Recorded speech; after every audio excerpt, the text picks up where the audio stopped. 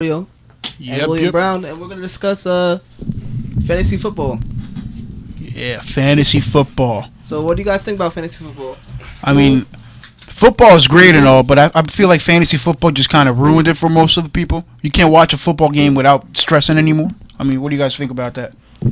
Well, the worst feeling is when your favorite team is playing, but the opposing quarterback is your fantasy quarterback. Oh man, that's when you wish he gets like all the yards, gets to the red zone, but doesn't score a touchdown. Doesn't score, yeah. That barely happens though. I mean, like, there's so much thought and detail that goes into fantasy football, but you guys realize it's been going on for a long time. A lot of people just win money, and out of FanDuel and DraftKings, you see commercials every other minute. It's pretty crazy. Yeah, it turned football into like a gambling system. Right? It's a whole, like, another phenomenon, because now you just can't even watch the game without, you're like, oh my god, T.Y. Hilton has a fractured knee or something like that. Who am I going to use? Like, it's so much. Yeah. But there's a lot of detail. How is it compared to fantasy basketball? I could say fantasy football is way easier to pay attention to. Fantasy basketball is the worst. Yeah, was it like 16 games, and then basketball all 82 games? Right?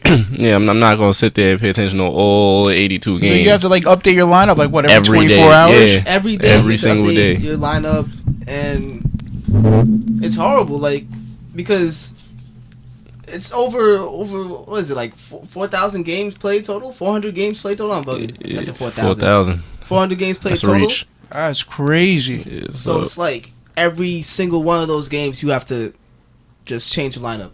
But then to counter that, like in football, there's only one game a week, technically speaking, one matchup a week. Mhm. And so now you get like 5 days to really sit there and just plot, am I playing the right player? Am I picking up the right player? Did I make the right decision? In some cases, people go crazy. They go left and right, and then they're picking no one. They leave the slot empty. Like, and I think football, though, still is a lot smoother than basketball. I've did basketball a couple of times, and I think I might have done it for like 2 days, and then after that, I was like, no, this is not for me. It got boring because all the constant lineup changes, and I feel like fantasy football is more mental. You have to actually think. Fantasy basketball, it's more of a strategy. It's just more luck than anything. Mm-hmm. Because I feel like in football, the players who are going to kill usually kill. The players who are going to do whack are usually whack. But on any given night, like we saw last year, Terrence Ross dropped 50. Yeah. Yeah. I think that's the thing with basketball. There's a lot of variables that go for a player when playing. You know, whether you're coming off the wing and you just got that rhythm going, how many jumpers you hit in practice, did you take your nap during practice? Whereas in football, you know really the playmakers are going to probably get the ball more often than the other players. You know, what situations, you have more of a matchup, and it's a little bit more clear-cut to see which player is going to make it and which player isn't.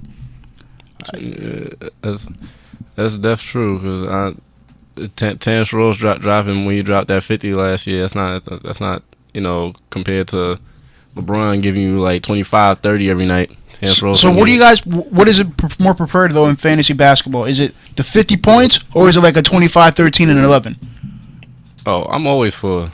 You got to fill the stat sheet. You got to fill the stat sheet. Yeah, you definitely got to fill that stat sheet. I feel like about that in basketball in general. Right. You got to fill that stat sheet. You over here, you can. Yeah, I mean, but that also depends too. We seen from Westbrook's triple doubles last year.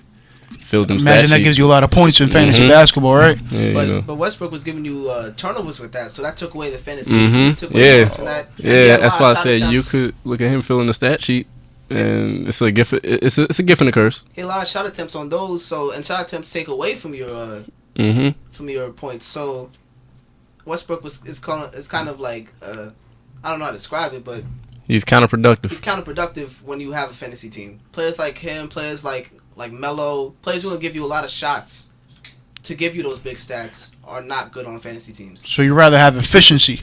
Yeah, definitely. So what are some of the most efficient players you guys think? If you had a choice right now, who would you pick on your fantasy basketball team? Right now, Curry. Steph Curry just seems on fire. Yeah, Curry's just playing like a god right now. What is he, like shooting 50% from like the 3-point line? Yeah, very, very disrespectfully. He just seems. I mean, to me, he's always had the ball on on a string. Just goes left, right, and then just pulls whenever he wants. But to me, it feels like every time he looks up to the rim must be like 10 feet wide and like in bright colors because he's not missing at all. I don't know what it is about Curry, but I never seen a player like this. I don't think as of right now, this is gonna be a long time before we see another one. You know, this guy as a shooter, amazing. It's not even Curry is crazy. just his shooting skills. The Because we shooting skill, seen shooters like him. We seen shooters like him, but the players that Westbrook, the thing that I'm gonna say Westbrook, the thing that puts Curry over a lot of these players is The dribble. It's everything. Mm-hmm. I said Westbrook twice. Okay, Curry could pass. He's throwing all kinds of fancy passes. Those passes. He's giving you 9 assists a game. He's shooting 50% from the 3-point line, and he could rebound well for his position. He just gives you the whole thing, the whole package at the point guard position. Now, do you guys think this might be a little bit of a stretch, and it might be too early, really, because the season's still not done. We've only seen it for about a year or so. But do you guys? This is 2 questions. Do you guys think the first part, are we seeing a team similar to the Bulls back in the '90s? And 2, can Curry be the player most closest to, let's say, Kobe or Jordan that we've seen in the last 10 years? Because, you know, LeBron, some people might compare him to Jordan, right? But we all know LeBron plays the game a different style, a different way. He's more of a Magic to us than he is to a Jordan. Exactly. But could Curry be the closest thing to a Kobe or Jordan in the sense that he could dominate a game and be the cornerstone of a dynasty, the core player? I tell you yes and no, because Curry is dominant, but I don't see him on that level yet. Maybe in a couple years he'll be at that level, but Curry is pretty much right now the most dominant player when it comes to just filling up the stat sheet. Well, right now Jordan took off like what, his 6th or 7th year in the season, right? In the league, right? What's Curry at, like 6 or 7 seasons already? Yeah. This could be the time at which he could start peaking and just, you know, separate himself from the pack. Yeah, from everybody else. Because we can't really lie. I mean, like, we knew about Curry coming into the league, but we also knew how fragile his ankles were, and that allowed him to kind of fly under the radar for the last 3 or 4 seasons. But, you know, the last 2 before Steve Kerr came, when Mark Jackson was around, we knew that this kid could score the basketball. Now with Steve Kerr around, another connection to Phil Jackson, a la Michael Jordan, we could see now the Golden State Warriors just separate themselves from the pack and, you know, take it to another level and establish themselves in NBA history. Because, I mean, the way they could go 5-0 right now, the last 2 teams to go 5-0 in the first 2 seasons have won NBA championships. I mean, the Warriors. So Michael Jordan and the Bulls did that in 95, 96. I think it's possible. Yeah, that definitely. I don't know. I don't know about Curry. I feel bad for all the point guards in the league. That's all I gotta say. Can you imagine having to like defend him? Like that No. West is so stacked. If I was a point guard right now, I'd go out to the East and just, you know, play for like the Hornets or something like that. And Yeah. the thing about the NBA now is everyone has a point guard. You have to. Like, it's a point guard's game now. Everyone has a point Mhm. guard. You look at even obscure teams that no one pays attention to. Bobcats, they got Kemba Walker. You could think of any other team in the NBA, they probably have a decent point guard. You said the Bobcats. Yeah, the Bobcats have. I mean, I meant to say Hornets. My bad. I'm not even in my own head today. It's all right. As long as you're not in Jeremy Lin's head. Have you guys seen his hair? Jeremy Lin's hair is ridiculous. I don't know what he is thinking. I don't know if he's going for like an Asian style or something like that. Looking like a Toucan Sam or something like that. It's just ridiculous. I don't know what he's doing. He's lucky he's over there in Charlotte, because if he was in LA or New York, I think he might be under major scrutiny for that haircut. It's just, he's hurting my eyes on the TV. Yeah, he looks like a Dragon Ball Z character. like one of those like underpowered Dragon Ball Z characters. He looks like if Krillin was able to turn Super Saiyan. Like if his hair was able to go up. Like I don't know. Man, it's just a whole Hornets team. Just I feel like last year they could have done more. Yep. Now they're back to the bottom. Do you guys hear about Zeller's story when he first talked about Michael Jordan? When he first talked to Michael Jordan, he got drafted by them, and so they told him like, "Listen, this guy's gonna come, and then Michael Jordan's gonna speak to you, right?" So the first guy called, and he's like, "Yeah." Got him off the phone for like a minute and a half. Second guy called, he was like, yeah. He's like, in his head, Zeller's like, all right, man, I'm this close from talking to Michael Jordan, this close. And then he was like, yeah, he cut him off. And then he heard, all right, I'm going to pass you to so-and-so. And that third person, so-and-so, was not Michael Jordan, meaning that Zeller had been talking to Michael Jordan, the second person, and he had no idea it was Michael Jordan. So he basically just one-upped Jordan. He was like, oh, I'm so sorry, Mr. Jordan, I'm so sorry. Cut him off, and it passed him to the third person. And then since then, he was like so worried. He thought Michael Jordan was pissed off at him. But anyways, you can find the rest of the story in the Players Tribune. It's really crazy when you really think about the power of sports And Michael Jordan if only Michael Jordan could suit up for the Hornets, they might be able to make playoffs, or they might be able to do something more than what they're doing right now. What do you guys think? You think a 50-year-old Michael Jordan would be able to do that? I mean, he probably could play like 10, 15 minutes a game, possibly. Probably mess up his ankles and his knees and whatever else he has left. And that old decrepit body. I don't know. How do you see your Lakers making playoffs this year? It's tough. It's a tough situation out west. I mean, there's so many young players. One thing they did do this free agency season is that they set that foundation. You know, they weren't going to get any big fish, no LaMarcus Aldridge or anything like that. Mm-hmm. Although they probably did try to reach for them, but still, I think the foundation is just as important. And I think it'll be promising for the next year. We have yet to see how much D'Angelo Russell could play. Jordan Clarkson is a phenomenal player. I think his future is extremely bright. And Julius Randle is a man among boys right now. That man can just go up and get the ball, dunk, push the ball forward. He's a really, really great player. Most def. I think they would have like teams they'll have to beat out and look for, like Memphis, because Memphis is looking sus. Yeah, especially after that 50 that blowout. Without Curry, they would have still lost by 20. Yeeks. And the Warriors are doing that without their head coach and without Bogut. Mm-hmm. Yeeks. I never liked Bogut though. I feel like Bogut is the only whack player on that squad.